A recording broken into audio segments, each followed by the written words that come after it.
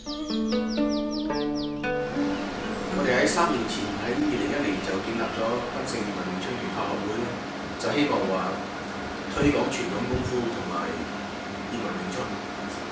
咁開始嘅時咧就只得2個學生啦，但係因為我本身都對揀學生就比較嚴格，所以如果你覺得你係比較心術不正嘅，如果唔符合我哋嘅條件嘅話，我哋都唔會收。咁而家大概都有20個學生啦，包括男啊有女啊，細路亦都有。咁就算係真係最大嗰個都差唔多成50幾歲。因為喺詠春之內冇話會唔會太遲開始學啊，直頭冇咁嘅時節。總之最緊要就係有心學嘅。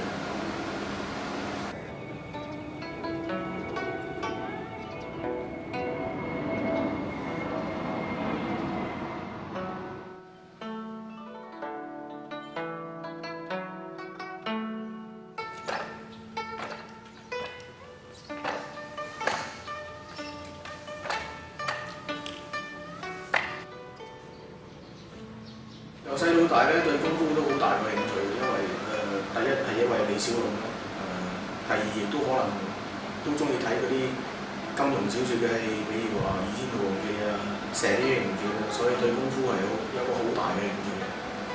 咁喺我15歲開始就開始練跆拳道啦，直接到我大概係17、18歲都仲係練緊跆拳道嘅。咁當時就已經加入咗大勝門去練後拳。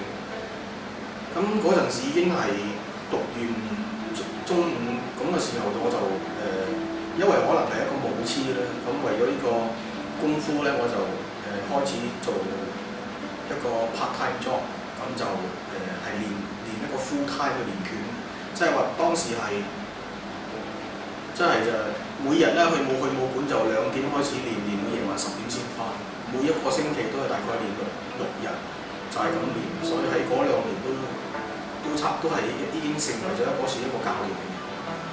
咁因為我對功夫好有興趣，可能李小龍影響到我，咁我就再尋找，咁落嚟就揾到詠春，亦都係葉問詠春。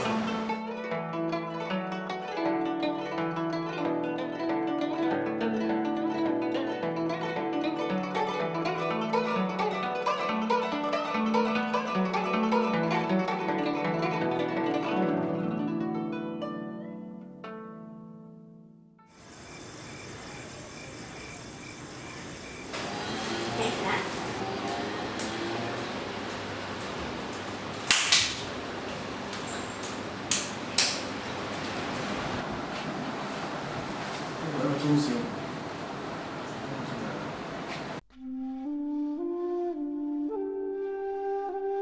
咁當我練嘅時候，因為詠春就講求人嘅結構。如果你係企得啱嗰個 structure，你就可以發揮嗰個力，亦都唔需要話你一定打到10年先可以發揮到咁嘅力量。可能人哋話唔通風水佬呃你10年8年，咁你練咗個功夫，如果10年之後先知道得唔得，會唔會係白費咗你嘅時間？平常時我都同我啲徒弟話：如果你練詠春咧，雖然話越練越耐越好，但係唔使一定話練到10年先有咁嘅效果。如果你跟住嗰個結構嚟行，跟住嗰個程序嚟練咧，根本你第一日你就可以感覺到咩叫爭力啊，咩叫做力從地起啊，又唔係話一個好難去練一個力從地起。如果你做咗落去，你結構啱嘅話，根本就已經可以做到一個發揮一個力，就叫力從地起。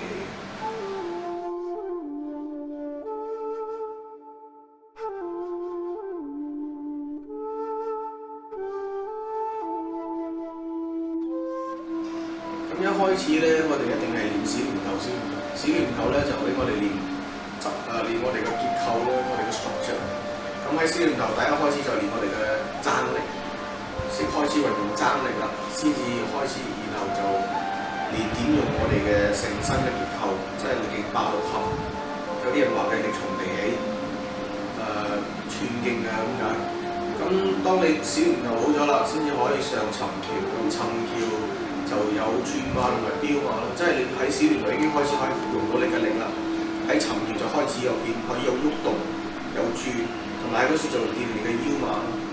咁到標指之內啦，標指你就要點樣發出你嘅力去去到你嘅尖子，即係每一次出你嘅力咧就力到指尖嘅。咁至於無人裝咧，就執我哋嗰啲步法啦，我哋嘅 structure 啱唔啱啦，無人裝就可以執翻我哋嘅手法。好多人以為學一個套路，比如話小圓頭尋橋，以為可能學1個月定係2、3個月已經係足夠。其實你記得嗰個方咧係唔足夠，最緊要係要練到識得點用，每個招式點運用，同埋佢嘅力係點發出。同埋好多人以為咗比如話上學學下小圓頭啊，學下尋橋啊，其實詠春唔係只係得佢一個套路，即係小圓頭入邊都會有單黐手啊，advanced單黐手。比如話黐手咧，入邊又有綁立啦，有好多好多個 drills， 咪只係咁少。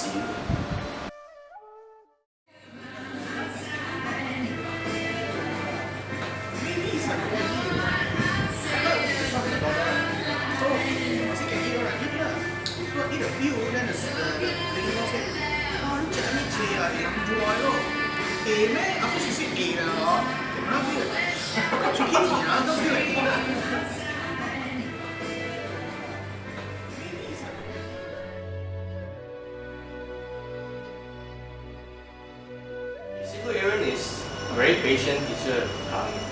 I'm actually a slow learner, but then he never get angry at me, even though I keep doing wrong, but he got a good sense of humor, so you won't feel so scared when you're in class. You feel more relaxed, so then you can learn faster that way. Actually lucky to have met such a patient teacher, and whenever he teach, he will teach slowly. If I don't get, he will teach again. And every start that he teach, he will explain to us why we have to do this. And actually, when we apply in daily life, it's quite useful because we know what to apply. And also, thirdly, when I attend Sifu Aaron's class, it's not pressure at all. It's easy to communicate, and that's why I like to attend Sifu Aaron's class.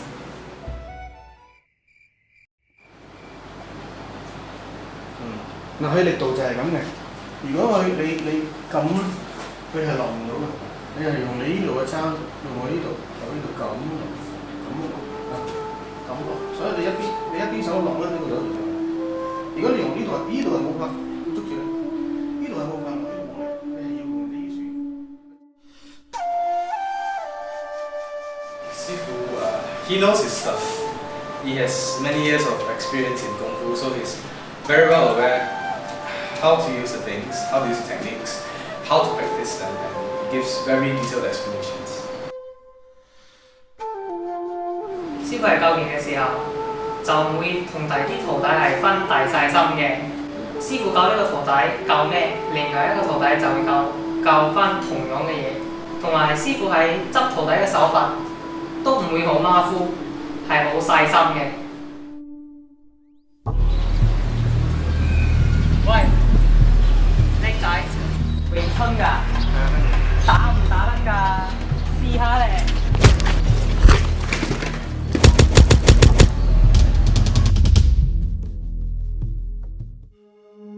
喺打嘅過程之中咧，如果要眼睇到，再 send 翻個息路落個腦，再搖翻個手袋出嚟擋嘅話打，已經係太遲。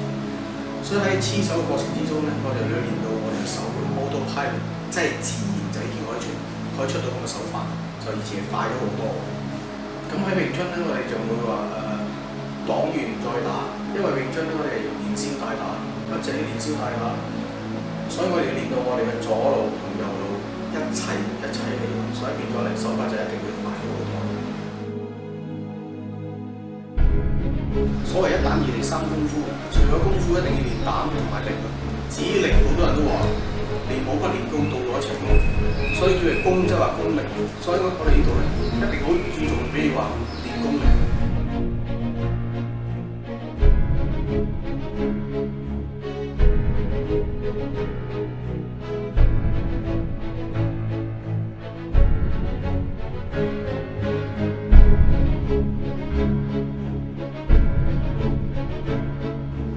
Comparing Wing Chun with other martial arts, Wing Chun is it's more practical.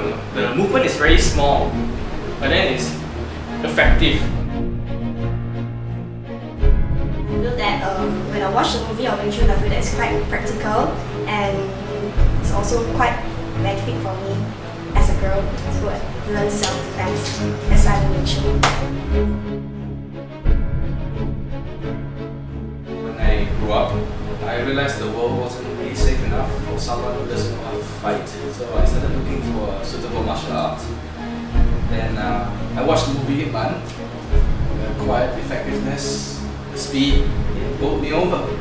I fell in love, and that's why I started Wing Chun. 真實嘅詠春拳同戲嘅分別好大。真實嘅詠春拳，佢嘅動作更細，爆發力更大。於是我就開始學詠春拳。